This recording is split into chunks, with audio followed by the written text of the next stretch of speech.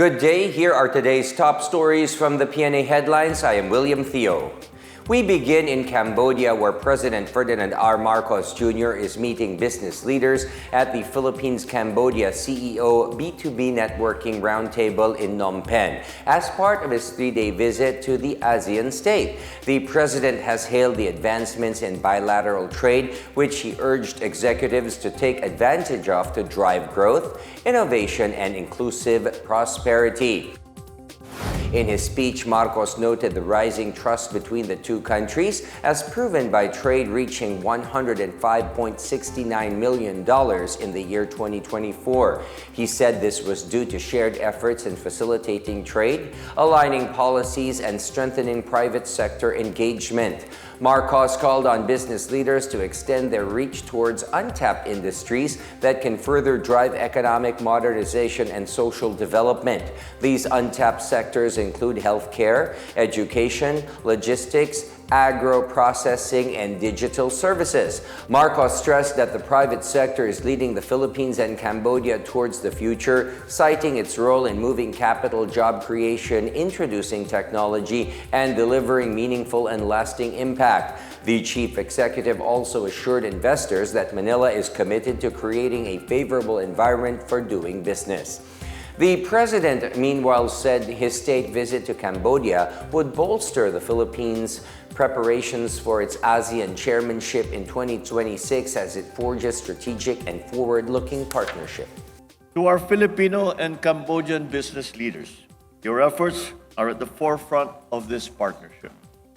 As you shape the economic landscape of both the Philippines and Cambodia, know that we are beside you in laying the foundations for a future marked by shared growth and opportunity.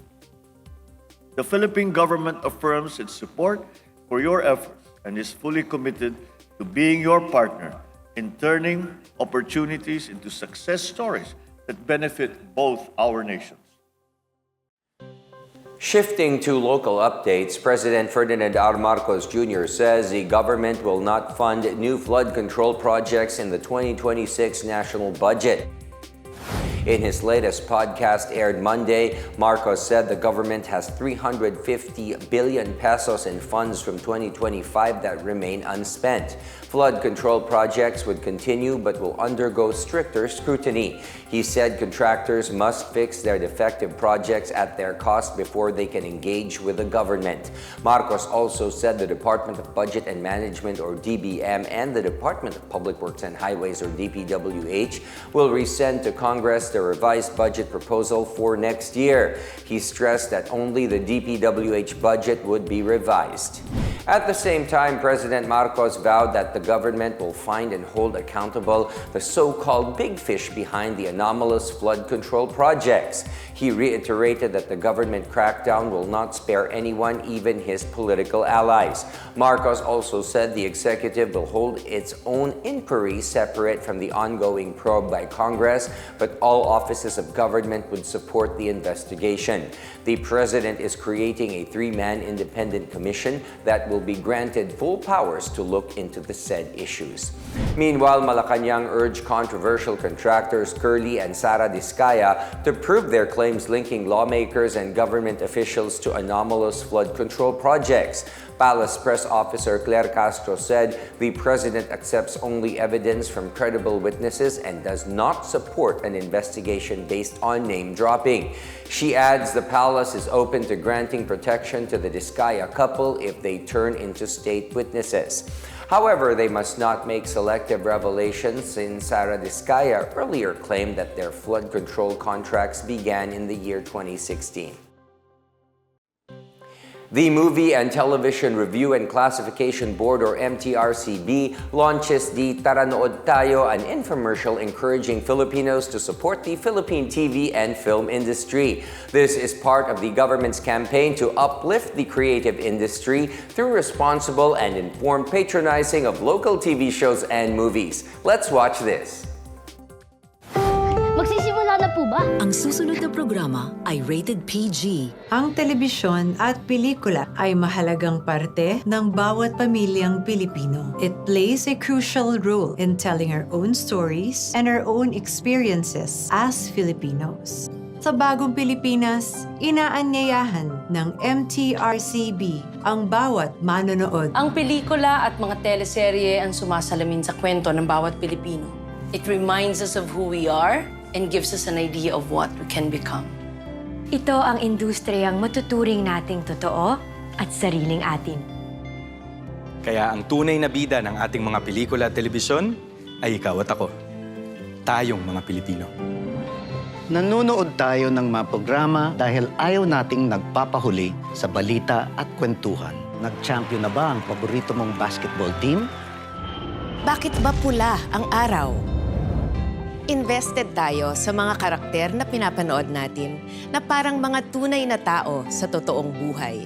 Ang telebisyon at ang mga sinihan ay nagsisilbi ring pangalawa nating tahanan. Tuwing araw ng sweldo at kapag nakatanggap ng aginaldo, di ba ang una mong gustong puntahan ay sinihan? This shows our deep bond and affection with cinema.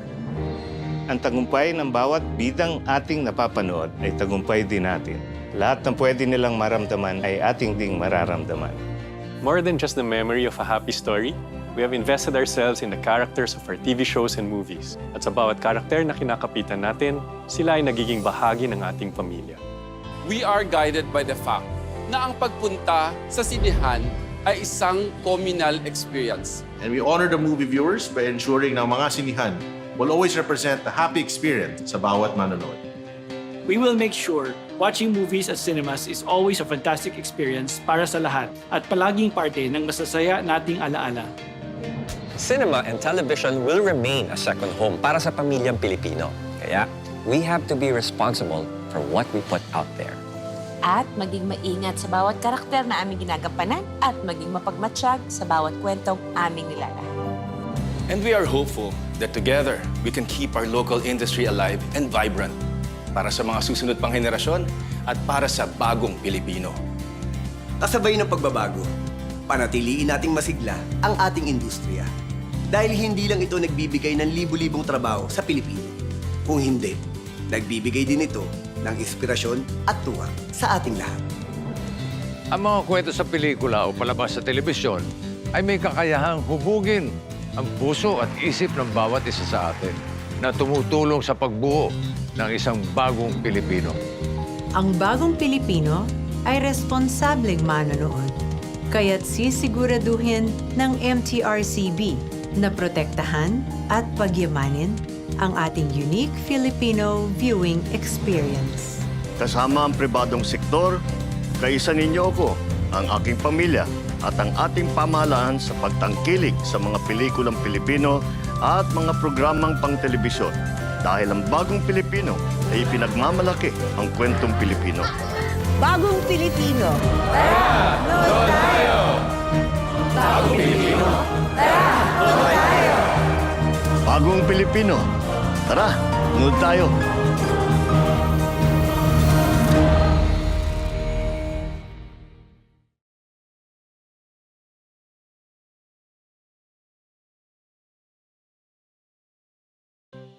In other news, the Department of Trade and Industry, or DTI, in Negros Occidental is celebrating Negrense creativity as it marks Philippine Creative Industries Month this September. The provincial DTI is collaborating with local government units, national agencies, and the private sector in showcasing Negrense culture and heritage. DTI Negros Occidental Provincial Director Lina Joy Cardinal said the observance honors the Negrense identity and drives progress through local industries. The DTI earlier launched the OTOP, or One Town, One Product store and learning centers in Hinigaran Town on September 1st. Other OTOP stores and learning centers will be opened in the cities of Sipalay and Kabangkalan on September 11 and 12, respectively.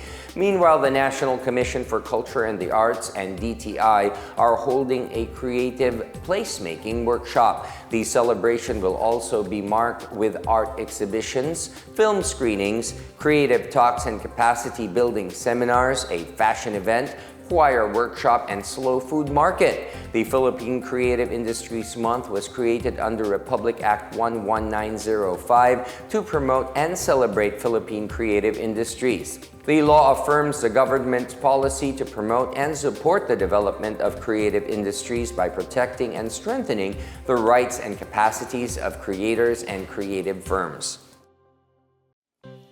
The Department of Tourism, or DOT, launched the first Philippine Tourism Awards on Monday, honoring contributions of individuals and enterprises that shaped the industry. In her speech, Tourism Secretary Cristina Garcia Frasco said the awardees raised the standards and showcased Filipino hospitality in the world. She added that their compassion, creativity, and grace are defining the true face of the Philippines. Ibigyan natin ng recognition yung ating mga tourism enterprises, properties, hotels, destinations, individuals who have all contributed to the thriving industry that continues to provide millions of jobs to our Philippines. The DOT vested Tourism Pillar Awards to 17 enterprises recognized for laying the foundation of Philippine tourism and sustaining excellence through decades of service. Meanwhile, 30 individuals were celebrated for their contributions to the tourism sector, with 3 receiving posthumous awards. Frasco said on the sidelines of the awarding rites that the awardees were chosen through a rigorous process of nomination and selection and judging.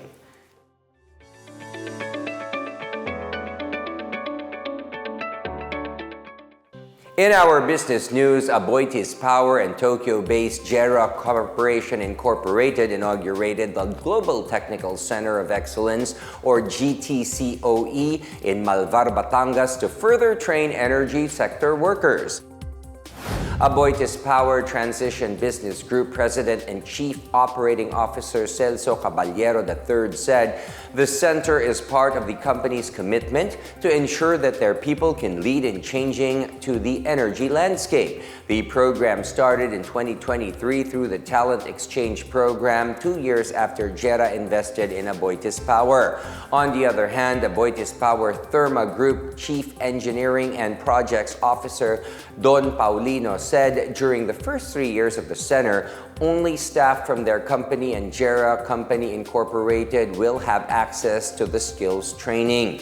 At least 24 students will take part in the training starting September 15, while 32 students will join the training in November. Both companies are considering opening the courses to students of the Technical Education and Skills Development Authority, or TESDA, for certification after the 3rd year.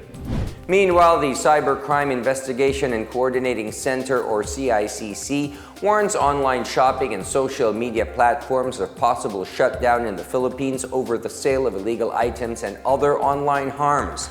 In a press conference, CICC Chief Renato Paraiso said the crackdown, or zero tolerance for online harms, is a collaboration between several government agencies and other partners in the public and private sectors. These include the selling of illegal items such as counterfeit products and non-Food and Drug Administration approved items such as vapes or medications, fake news, and deepfake videos, especially pornography. Paraiso reassured that most social media and online shopping applications have already shown their willingness to cooperate with the government. Among them are TikTok's self-sweeping against illegal terms and deepfake videos, Shopee's compliance against illegal vapes, and other statements of support. And those are the latest and the biggest stories from the PNA headlines. For more news updates, visit our website pna.gov.ph or our Facebook and X account, Philippine News Agency. You may also watch the PNA headlines through the Philippine News Agency's YouTube account and via the News and Information Bureau website under PNA News. Stay with us for more updates. I am William Theo. This is the PNA Headlines, bringing you stories that unite the nation.